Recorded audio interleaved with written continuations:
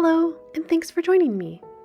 In my previous videos, I'd been enjoying the pleasant fall weather that we had in Datça, but we're back in the northwest part of Turkey, and as you may notice, the skies are a little bit more gray here. On this day, we took a scenic drive over to Iznik, Turkey. Iznik is a few hours outside of Istanbul in the Bursa province, and it's well known for its agriculture as well as having historical significance. I actually made a video of Iznik at the beginning of this past summer, which I'll link here, but since there was still so much left to see, we decided to go back and we drove through the countryside's winding mountain roads to get a better view of the fall foliage, which we had been missing in Datça. Fall has always been my favorite time of year, so it was nice to get a little sampling of some cooler weather. This day was particularly windy, but I didn't mind, at least for this little bit. This is the perfect sort of weather that makes you just want to get nice and cozy. As we slowly made our way through the small villages that speckled the landscape, we stopped at a local tea house. These sort of tea houses seem to exist in even the smallest villages in Turkey, and they're normally filled with older men who just like to spend their days drinking tea and gossiping. We filled up some of our own glasses and got the tea to go. And since I was taking video of the tea house, the gentleman working there asked if I wanted to get a tour of the village. He mistakenly thought that I was some sort of reporter for a news channel, but still, it was a kind gesture. If we didn't have things to do on this day, it would have been fun to take him up on the offer.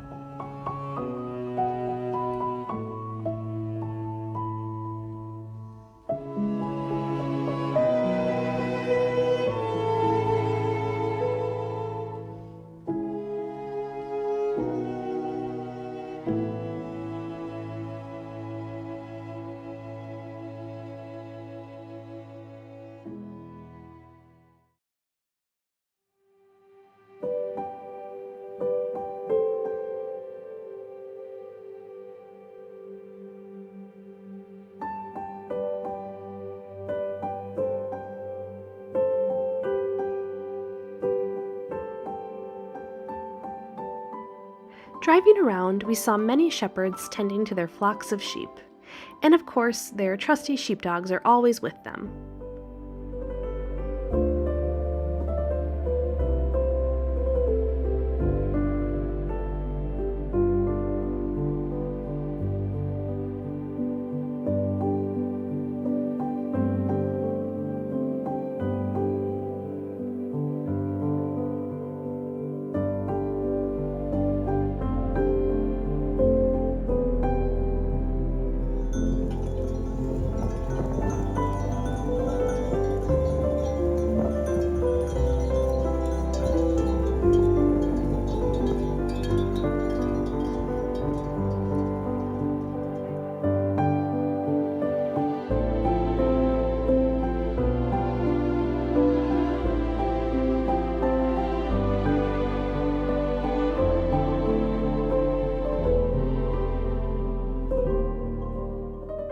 We even encountered a large group of goats heading down the road. They were just too cute, and the guy tending to them was happy to have me film his herd. You'll often see sheep or goats in Turkey, but very rarely do I see cows. Perhaps this is why meat is so expensive here, since it's something of a rarity.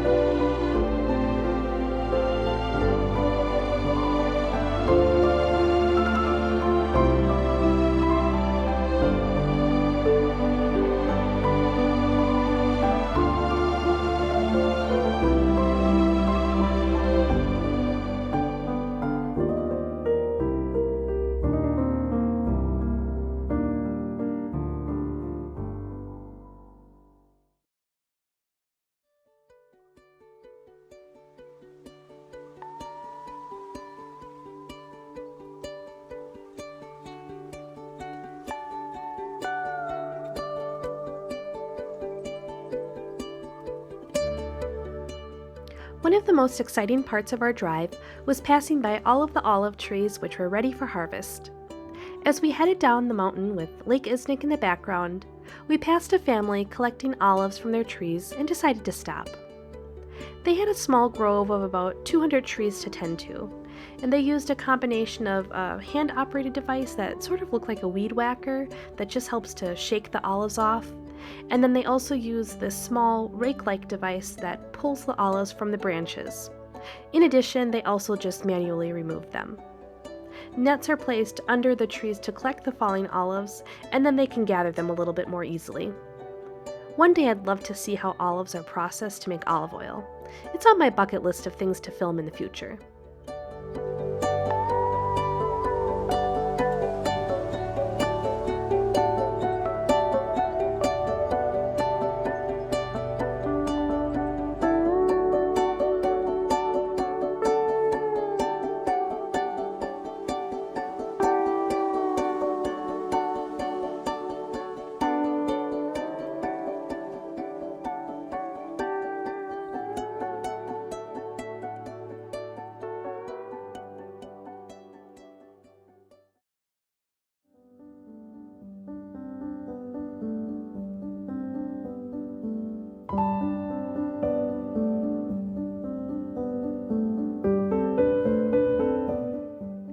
After an eventful drive through the mountains and past the many fields of olive and various fruit trees, we finally arrived in the city of Iznik.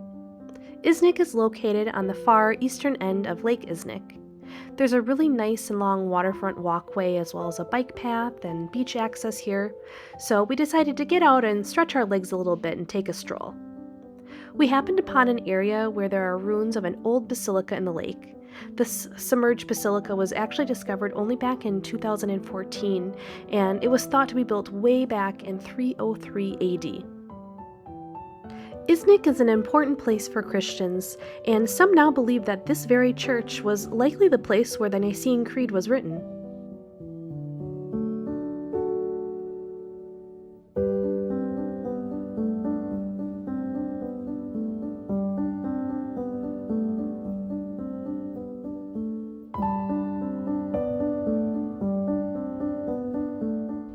Around the city, you'll also find remnants of the ancient Roman walls with some towers and gates still in relatively good condition.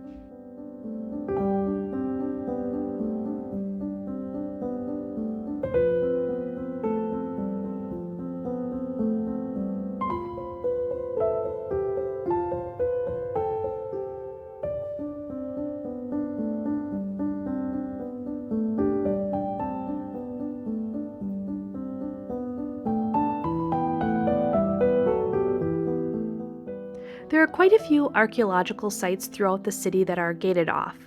Many of these are not in the best condition anymore, but some do have plaques that provide you with a little bit more information on what once stood there. And actually, some of the artifacts uncovered are on display at the local Iznik Museum, which we'll get into in a bit.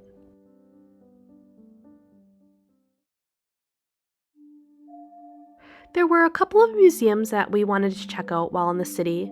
One was called the Turkish Islamic Artworks Museum, and it's located near the city center. Entrance here was 60 Turkish lira, but if you have a museum card, entrance is included. The building itself was once a type of social center or soup kitchen for the city, but now it serves as a museum for pieces that were discovered in and around Iznik.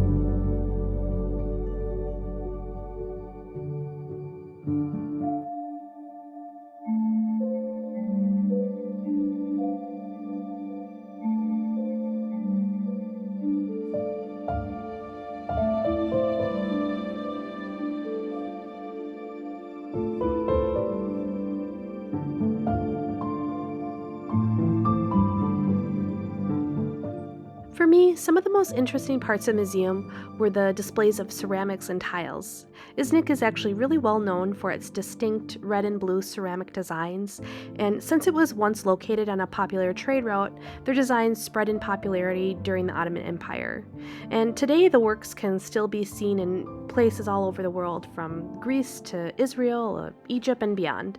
And if you ever go to the Grand Bazaar in Istanbul, you'll likely see a lot of shops selling Iznik tile design replicas.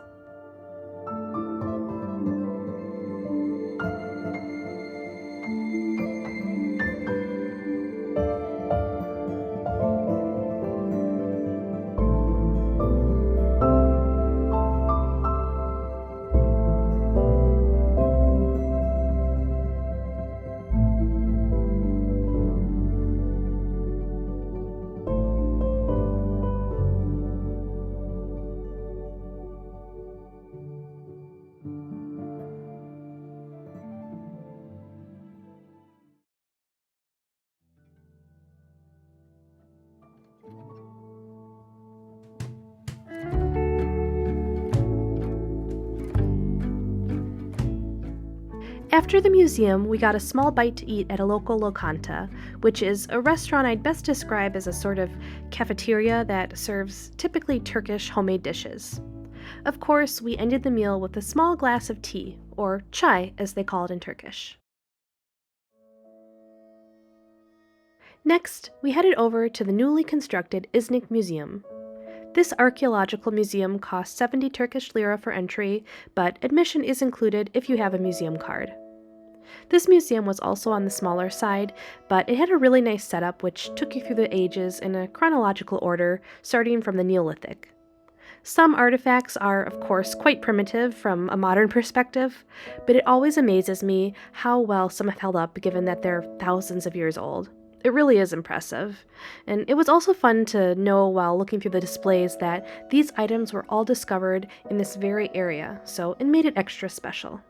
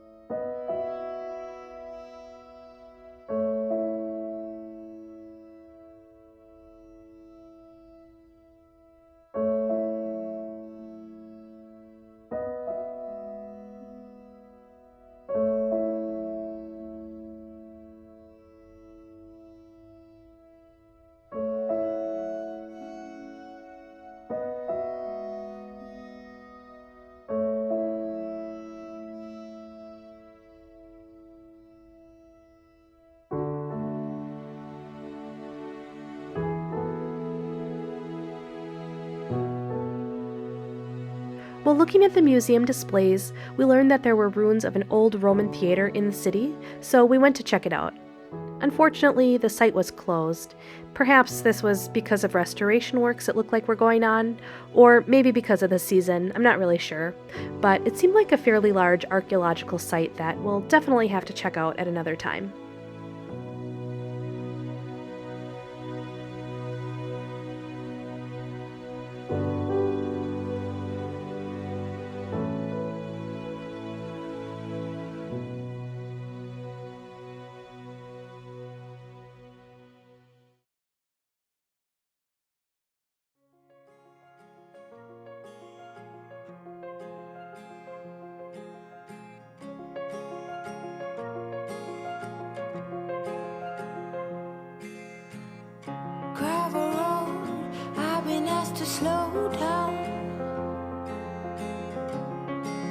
quiet place, do you know how? Pass the paper, my desk is out. Who will care for the world now? With the sun setting a little bit earlier this time of year, we decided to head out before it got too dark. We drove back on some different countryside roads this time though. As we climbed the mountains, we encountered a few sprinkles here and there, and even some patches of snow left over from the previous days. Despite the air being piercingly cold, it was really refreshing to breathe in, while still enjoying the warm mix of orange, purple, and gray skies while the sun set. How I love when it rains outside, and it's okay to slow the ride. Discover books I forget about, but who will care for the world now? Rest with me, close the curtains, brew some herbal tea, reach out for me. Thank you so much for taking the time out of your day to watch this little video. I really appreciate it. And if you'd like to see more from my perspective as an American living in Turkey, please consider subscribing to my YouTube channel and giving this video a thumbs up. Until next time, thanks!